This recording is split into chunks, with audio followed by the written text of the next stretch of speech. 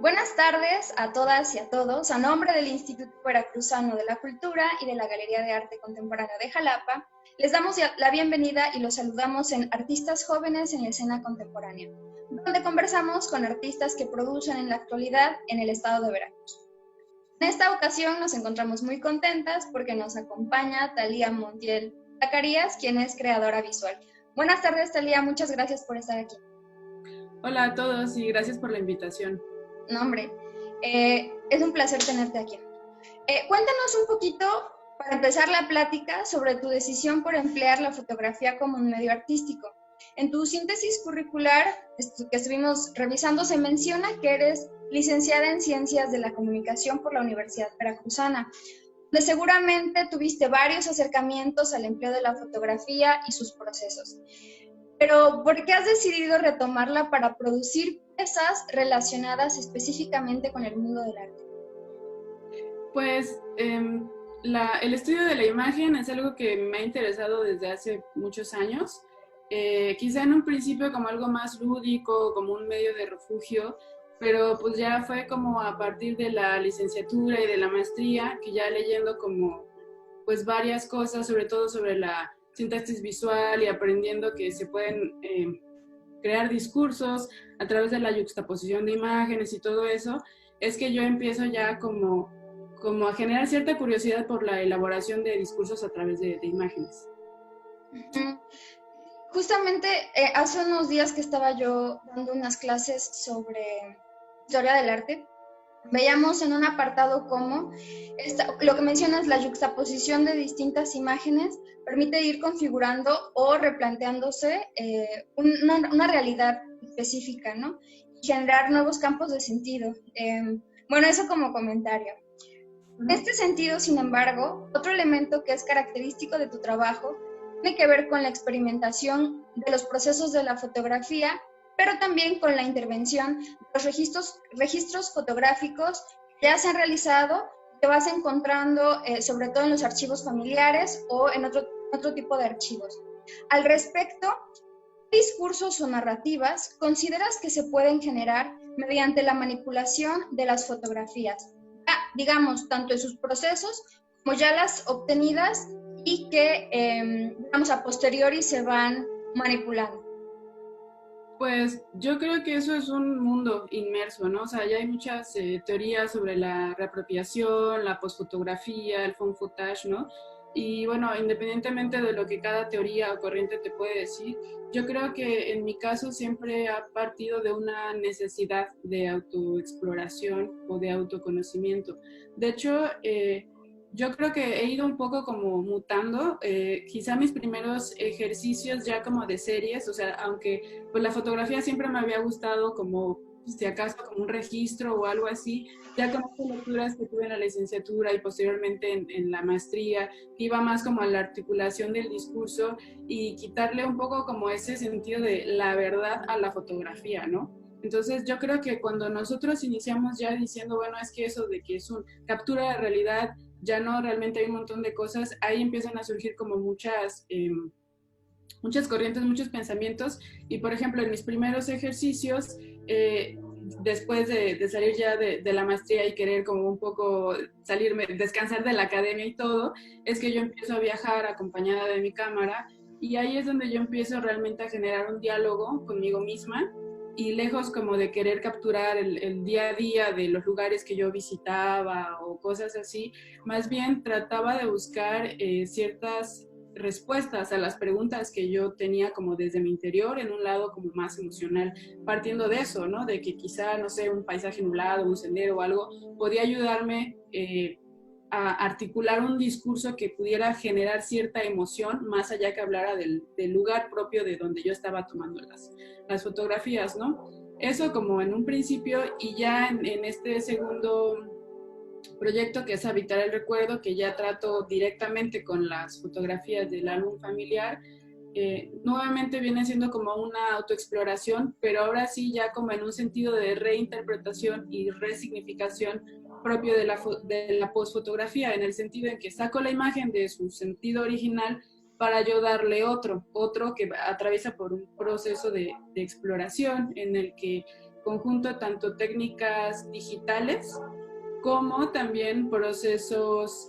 más artesanales, más químicos, y es un poco ahí donde yo empiezo como a jugar, porque si bien lo digital, los colores me gusta mucho, yo creo que el hecho de trabajar como con quitarle lo mecánico a la imagen y tratarlo con las manos, a mí me daba como más cercanía y como más trasfondo, sobre todo porque pues había historias implicadas ahí, ¿no? De personales. Seguramente. Fíjate que ahorita empezabas a platicar sobre habitar el recuerdo. Bueno, nosotras nos conocimos hace como 2 años más o menos en el Seminario Permanente de Investigación Artística de la UB. Yo, bueno, en esa experiencia que tuvimos, recuerdo que buena parte de tus interrogantes rodeaba de manera constante la relación de las imágenes familiares y la historia o narrativa personal que estas imágenes permitían estructurar en cierto grado. Nos has comentado un poquito sobre habitar el recuerdo, pero más allá de ello, quizá me interesaría preguntarte qué resultados de esta investigación has logrado concretar, sea a nivel artístico, a nivel plástico o a nivel incluso personal, porque bueno, sabemos que, o bueno, una de las constantes o frases que a veces mencionas es que toda imagen o toda producción artística en cierto grado es personal, ¿no?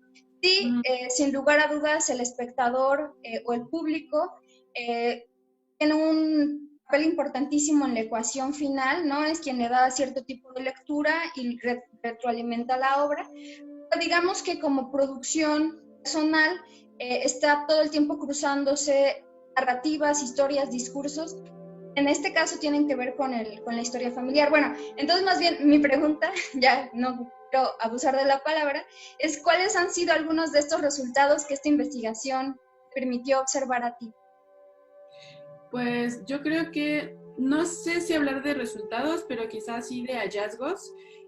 Algo que a mí que me generó como mucho, que me generó algo, es poder jugar con el paso del tiempo en las imágenes. Ese fue como un gran hallazgo que yo creo que pude tener. Es decir, trabajar ya con imágenes ya preestablecidas, pero traerlas al presente para cuando yo le doy esa resignificación, poder jugar con eso. Entonces yo creo que darme cuenta que también me podía servir para hablar no solo del pasado, sino también del presente e incluso hasta del futuro, son cosas en las que yo creo que ahora estoy como tratando de desarrollar y de todavía experimentar más por ahí.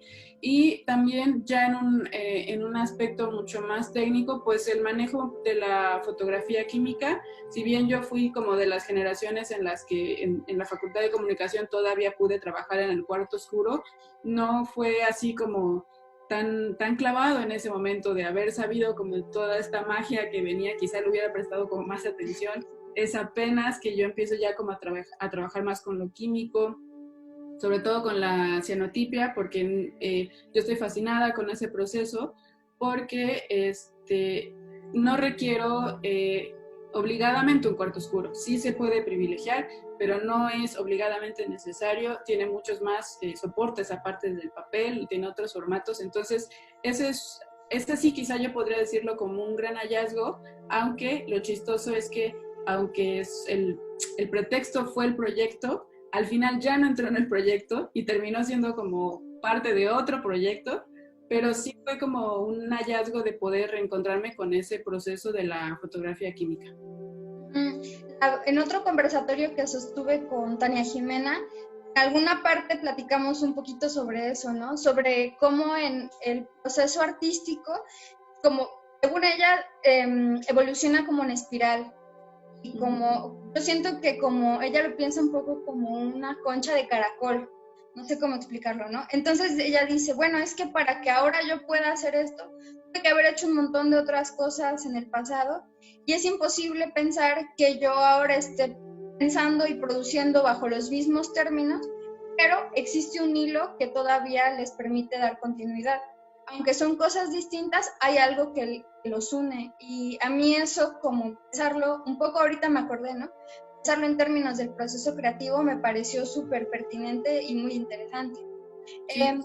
Dalia, otro proyecto en el cual estuviste trabajando un buen rato fue Oftálmica Cine, que es un proyecto que, bueno, un foro independiente de difusión de producciones audiovisuales, operado en la ciudad y en el estado desde hace más o menos 8 años. Seguramente yo lo digo de manera muy general y yo quisiera preguntarte, ¿cuál fue tu experiencia en este proyecto a lo largo de este tiempo? Cuéntanos un poquito.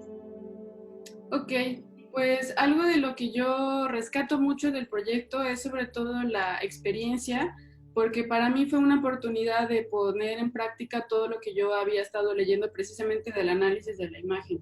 Quizá en un principio lo hice de manera muy, pues muy intuitiva. De hecho, creo que el equipo como de las primeras personas que pasamos por ahí era como más eso, y sobre todo porque yo nuevamente encontraba otra forma de poder articular discursos ya no con imágenes sino con cortometrajes, es decir, este proceso como de estar en la preselección, ver los cortos, decir primero se pasa este, luego se pasa aquel, era como otra manera, otra ramita, ¿no? Que venía como de ese análisis, y yo creo que esa experiencia es lo que yo más agradezco, ¿no? Al proyecto, que hoy puedo denominarlo como quizá curaduría, quizá programación, pero en su momento era más bien como una exploración, ¿no? Eso, y también como el darme cuenta de lo que de qué está diciendo la gente cuando agarra una cámara, ¿no? Porque nosotros pues, ya sabemos que el cine de la gran pantalla pues ya tiene como sus foros, sus nichos, sus creadores, pero acá el objetivo en un principio era precisamente dar como palabra a lo que la gente tenía que decir a través de la cámara. Y, por ejemplo, yo recuerdo mucho un año en el que por primera vez el grueso de los documentales, que ya sabemos que históricamente pues vienen de Latinoamérica y toda esta cuestión como de derechos humanos y todo, vinieron de Europa con los refugiados en Francia y todo. Entonces para mí eso marcó mucho, porque dije, claro, o sea, esta es una manera de darme cuenta al hoy por hoy de lo que está pasando en otros lugares, y que seguramente porque son temas incómodos no tienen como otro foro. Entonces yo rescato mucho esa como oportunidad de poder verlo, y además de ser partícipe para que otra gente también pudiera verlo. Fíjate que ahorita que decías que quizá estuviste un poco del otro lado, del lado quizá no de la producción o de la creación, sino en el lado de la gestión y de la programación. Bueno, yo me encuentro un poco también en ese lugar. Esto estaba un poco fuera del guión, ¿no? Pero sí quisiera preguntarte qué experiencias, pero sobre todo, qué aprendizajes tuviste al estar, digamos, del lado de la programación, porque la gestión cultural es complicada, hay que estar todo el tiempo conversando y poniéndose de acuerdo con muchísima gente.